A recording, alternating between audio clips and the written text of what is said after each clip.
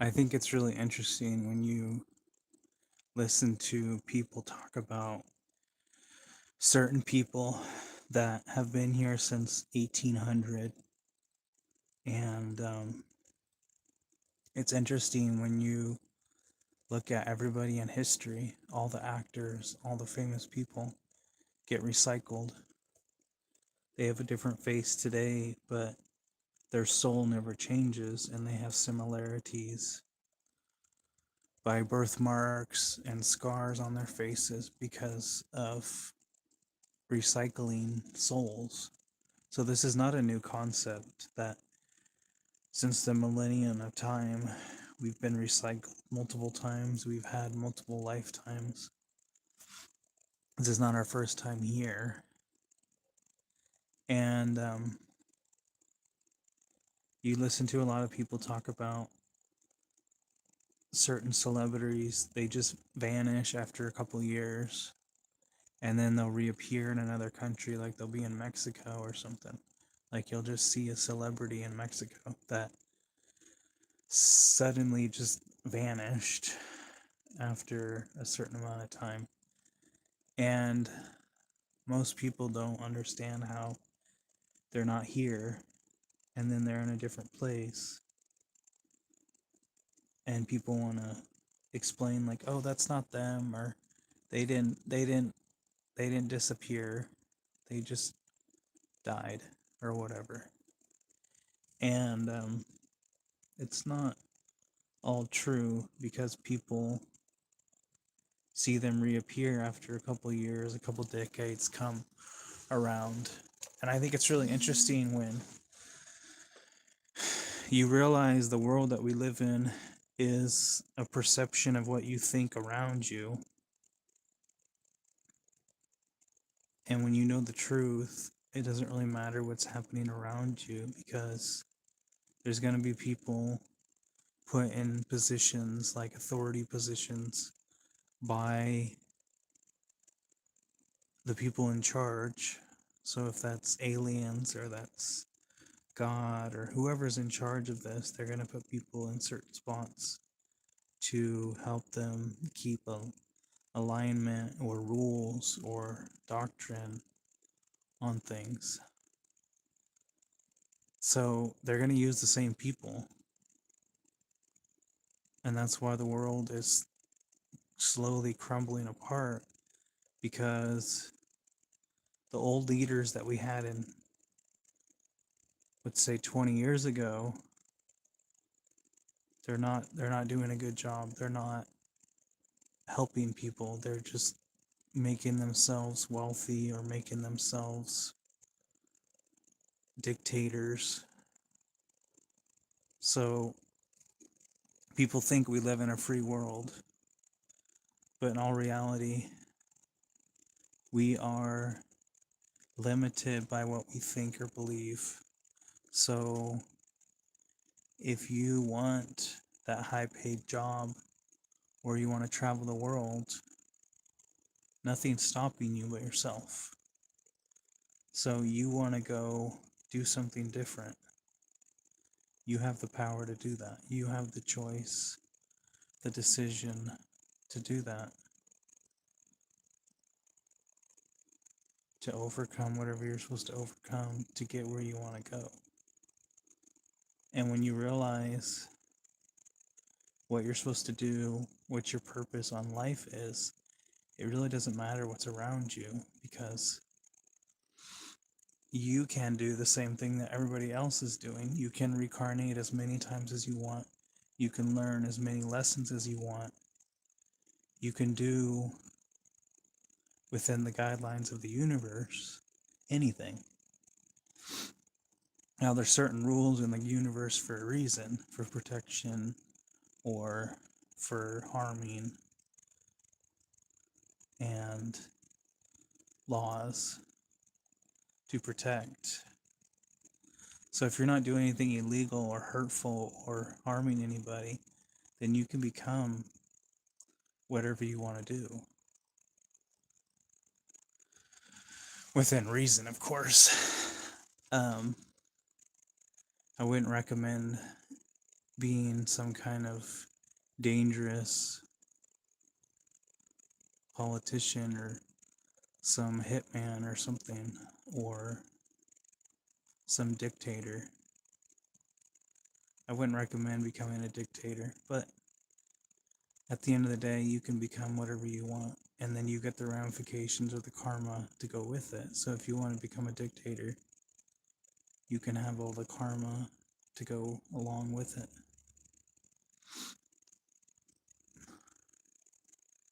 And when you look at everything in this world and you think that, oh, like it's so difficult because of everything that's happened,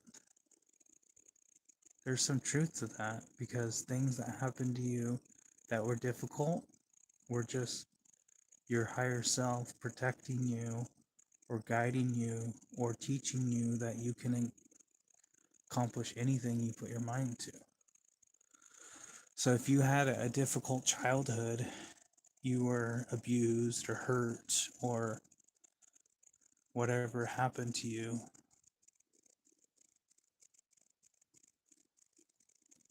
there's a reason behind all that. You are stronger than you give yourself credit. You are capable of doing things that you didn't think is humanly possible. But your universe or your spirit guides or your angels or whatever you want to believe in, because you're not alone. You have other people around you protecting you and helping you and guiding you and showing you the path. So you don't need to be worried about it or have worry about anything, because you're going to get where you need to go. So when you learn the truth about life, the universe has laws where they have to show you what's going on. That's why they have Hollywood. That's why they have the news. The universe protectors have to show you what's going on in the world. They can't hide things. Like if something's happening in Venezuela or something's happening in Mexico or China, you can see what's going on.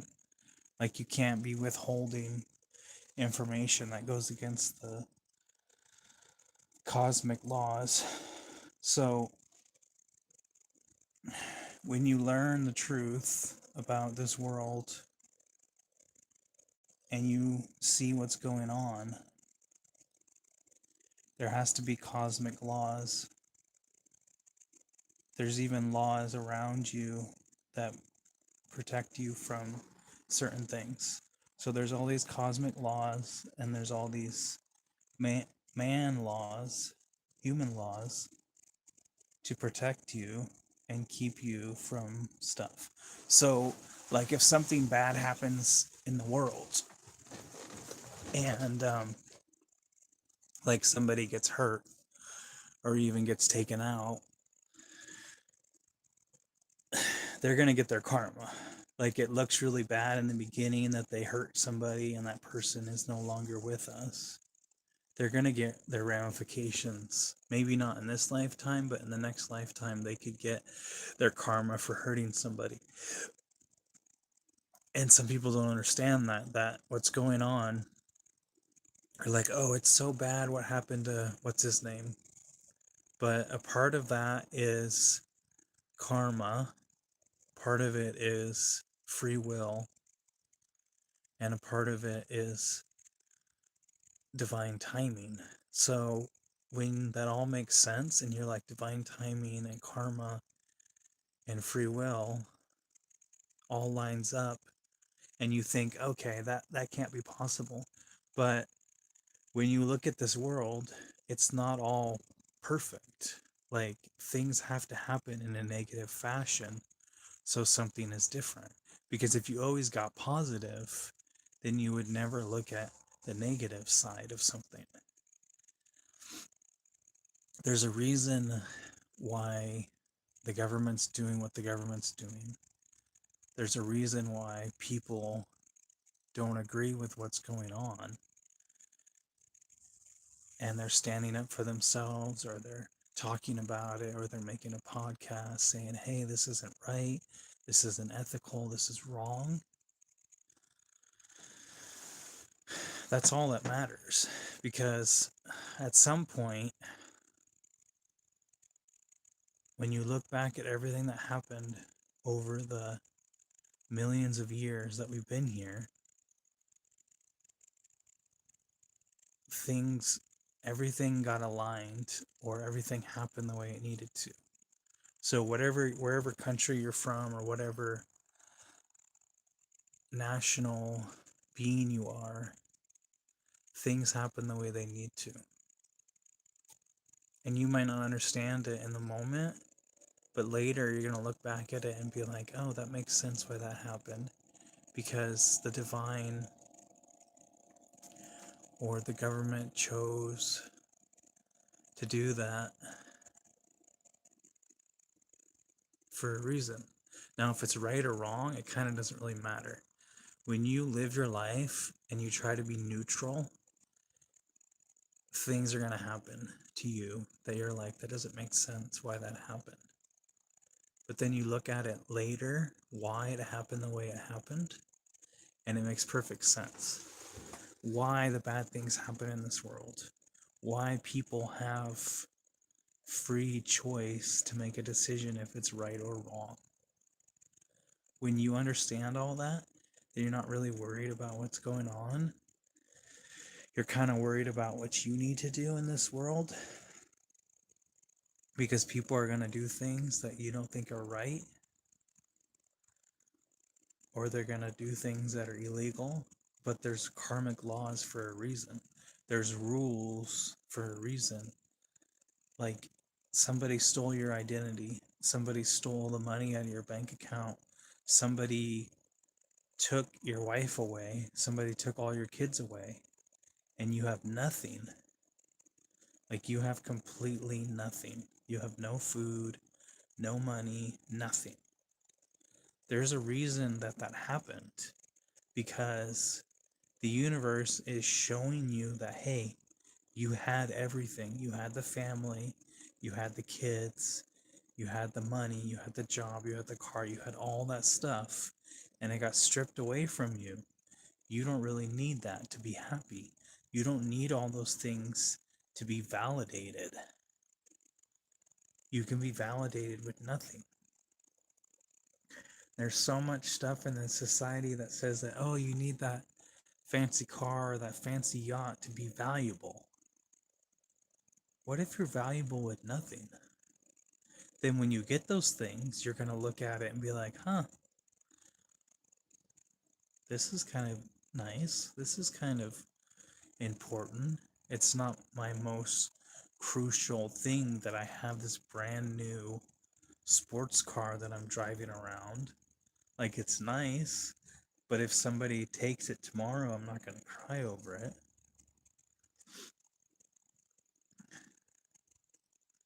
Like, if I buy a car and I'm driving down the highway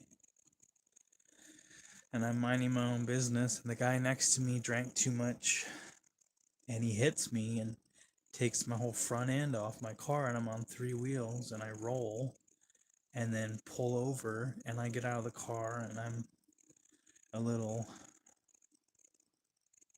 whacked out because I got in a car accident and I rolled 3 times. But I got out and I can walk and everything's good, then I'm not really worried about that, because the car can get replaced. The car can get fixed. It's like, perception is everything. When you have a perception of things don't really matter to you, like how much money you have or what status you have, then you don't really care, because you wanted all those things in the beginning, and now you're just like, whatever. Like, if I get those, cool. If I don't, whatever. It's kind of like that perception, because you making more money, you having more things, just puts you in a higher status of people thinking that you're going to just give them handouts.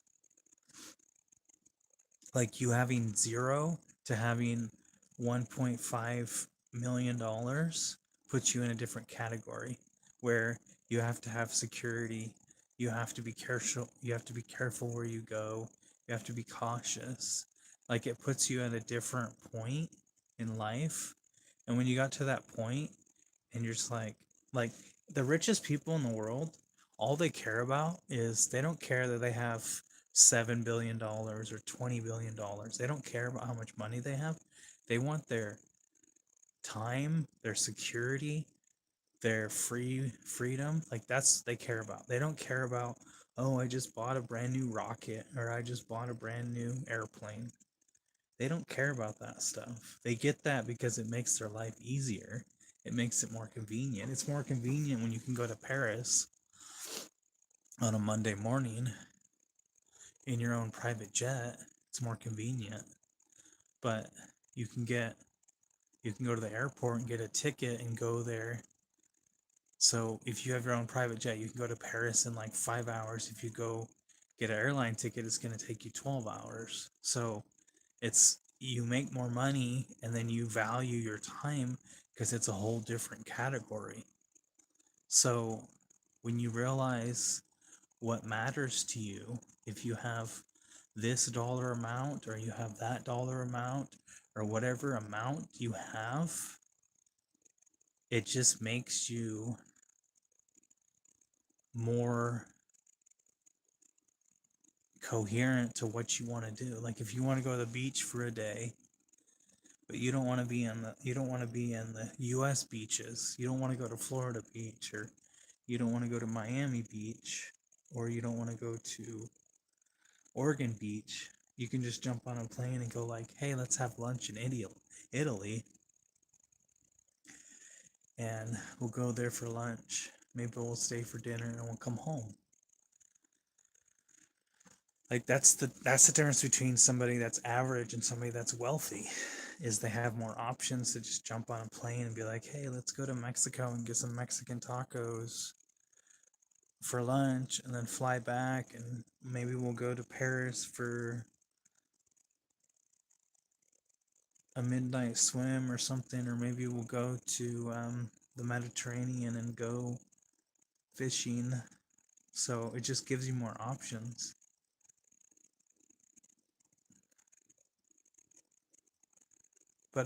But not having options is not a bad thing either. So it's what you decide on what you have value in, or what you decide you have purpose.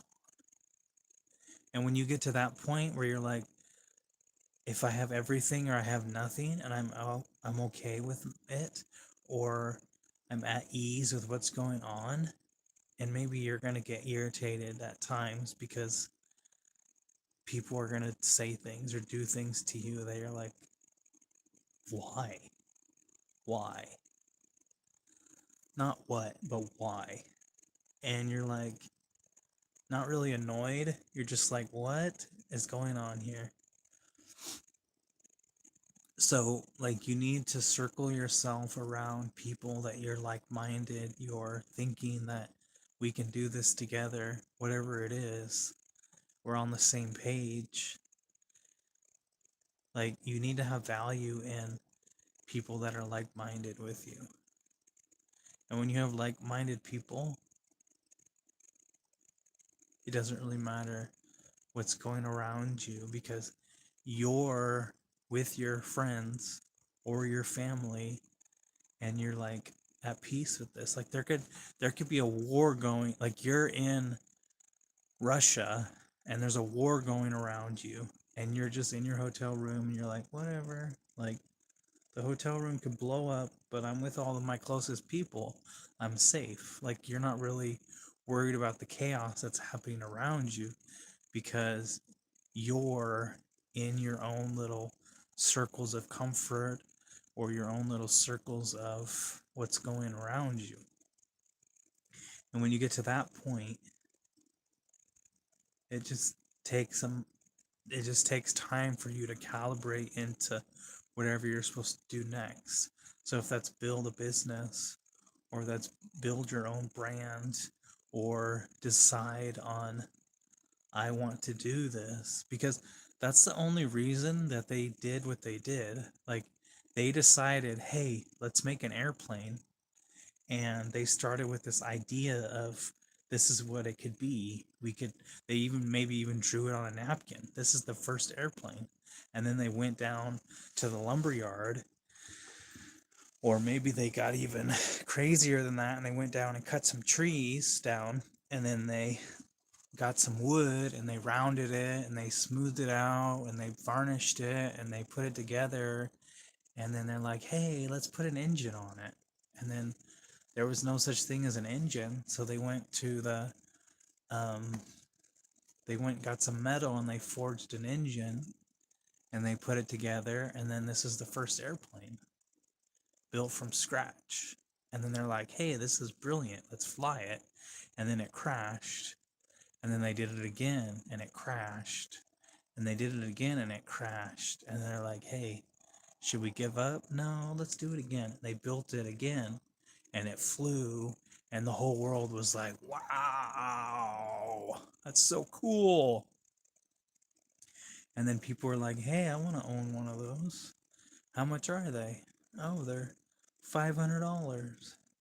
That's a lot of money back in 1900. And then they sold their first airplane, and people were like, woo, this is so cool.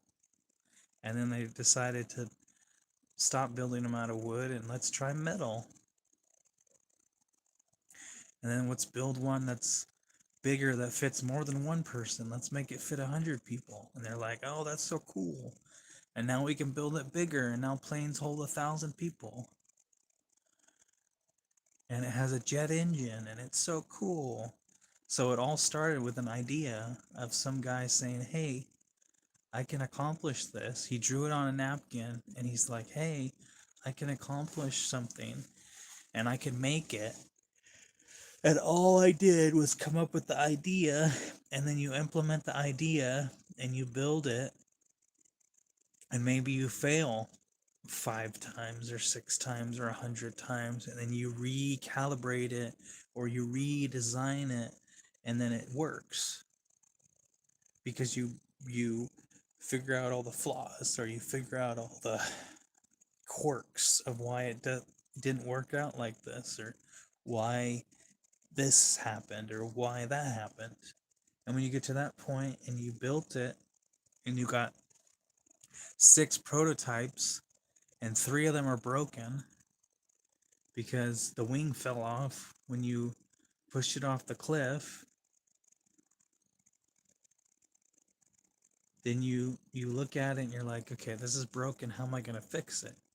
Do I fix this prototype, or do I completely go back to the drawing board and completely redo it?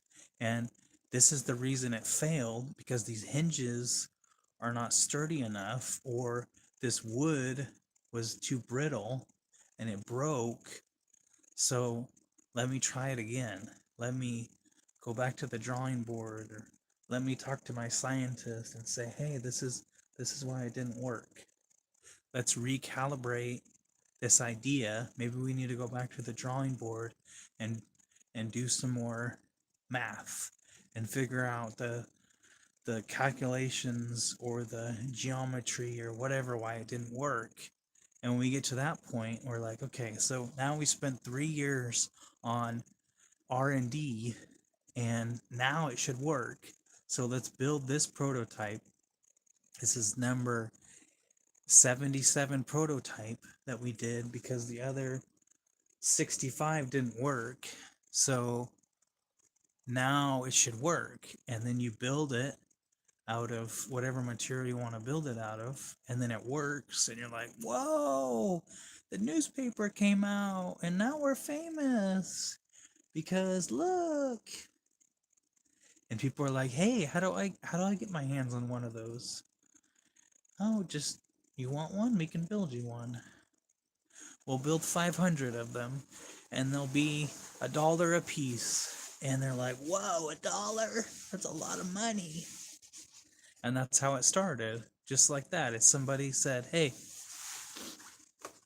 I have an idea. I'm gonna write it on a napkin, and I'm gonna figure it all out. Figure out the R&D for 5 years or 10 years, and how it's gonna work. And then it takes off, and people are like, "I want to get one. That's so cool! A flying piece of wood." It's called an airplane. What? You took a piece of wood and you made it fly? What? That's so cool. And then somebody's like, "Hey, you got a piece of wood and you made it into a boat and it floats? That's so cool. Let's build a boat out of steel. Maybe it's stronger if we build it out of steel." And then, hey, we could even build a boat out of concrete. That's cool. It's a little heavier, but it works. It's cheaper than steel. It just won't go as fast. So we could build one out of concrete. And then, nah, let's not build it out of steel. Let's build it out of aluminum. Aluminum is so much cheaper. Like, let's build it out of that. And then it's lighter, so we can have more like push in the water and it goes faster. No, let's not build it out of aluminum. Let's build it out of fiberglass. Like fiberglass. We can build a boat out of fiberglass. It's so much lighter. It's so much cheaper. It's just it's tenth of the weight lighter than aluminum. And then fiberglass was so cool. And then they thought of carbon fiber. It's even lighter than fiberglass. It's a little bit more expensive. It's lighter.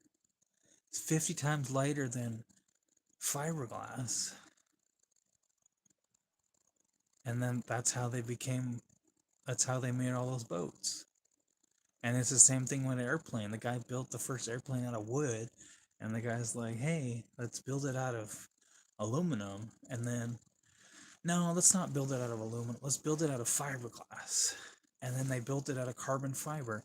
And just the history and the developed of how things started is the first guy built a car, and it was all made out of wood and metal, and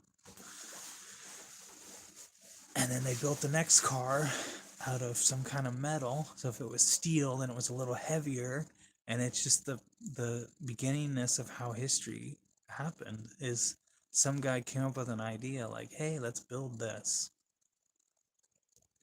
Like the first guy built the electric car in the 1900s, and everybody's like, "This is so stupid. Like electric car, like this is dumb."